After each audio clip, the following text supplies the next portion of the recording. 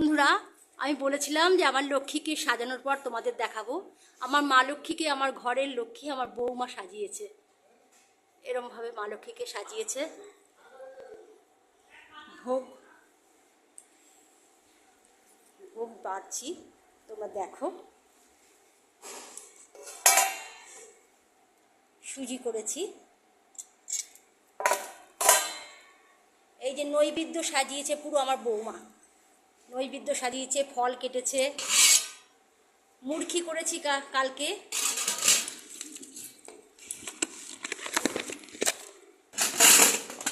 এই যে নাড়ু নাড়ু করেছি।